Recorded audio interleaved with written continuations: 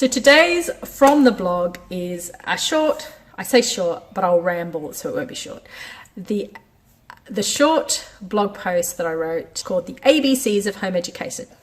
Here we go. I thought today I would take a stroll through the alphabet and challenge myself to come up with 26 thoughts about home education. Here I go. A, ability. Education can be focused on what the child is ready and able to do. This helps children who may not be developmentally ready for something. The reverse is also true. Children are less likely to be held back when they are able to move on. B, box. Box. Box. You are free to think outside the box and be as creative as you would like to be in how you approach your children's education. I haven't written this in the blog, but I'd also say there, if I was writing this blog again, that your children are also as free to be outside of the box as they want to be in terms of what they want to learn. C, community. So unlike the school gate, you aren't stuck every day for a year with the same group of people twice a day. You can be a little more choosy about who you want to spend time with as well. The home ed community isn't utopia, and people are people everywhere you go. But once you have found people that you get on with and you find your tribe, it can be a really special thing. D, development. There have been lots of articles recently to suggest the modern education system is out of sync with the way children develop and what they need the most. You are able to take this into account more freely when you home educate. Younger children can benefit from play and teens can benefit from later starts. These are just two examples of research I have seen in the last 6 months that can be more easily implemented into the home educating lifestyle. E, expense will vary depending on how you choose to home educate your children. Some people claim it is cheaper for them to home educate, others more expensive. The one thing there definitely is more control over how much it will cost you, because you become the driving force and you get to set the budget. We have found that often we organise cheaper sessions at school rates for home ed groups, making some activities cheaper than we might pay after school. F, friends. Despite what popular culture and the media would have you believe, most home ed children form varied and multiple friendships over the years. The friendships they make are just as meaningful and deep as any child at school might form.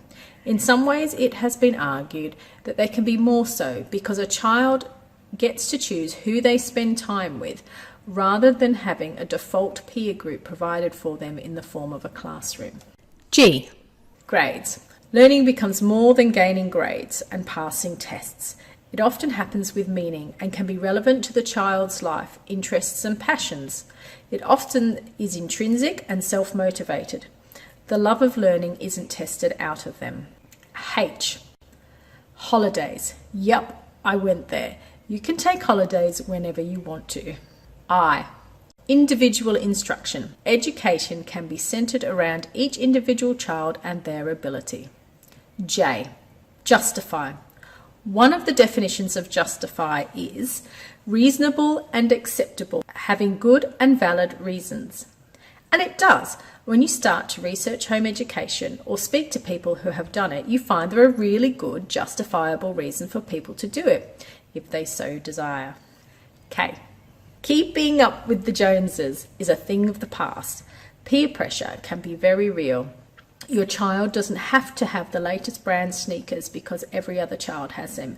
You don't have to invite every child to your party, and you don't have to think of bigger and better parties to have. L, life skills. There is time and space within the learning environment of the home to build skills that prepare your child for life outside the home. M, memories. All families make memories. So this isn't just a home ed thing, but looking back over our journey, I have the most beautiful memories of learning alongside my kids, experiencing life together and having a fluid, not so compartmentalised life. There wasn't home time, school time and uni time like there is now with some of my kids. N, nurture. It is really lovely to have such a hands-on role in nurturing your child and what they are interested in. O, one-to-one. Even in a larger family like ours, the ratio is better than the classroom. But even in our larger family, there is more time to spend doing one-on-one activities with each child, simply because there is more time available to use. P. Priorities. You get to live your life by what matters to you.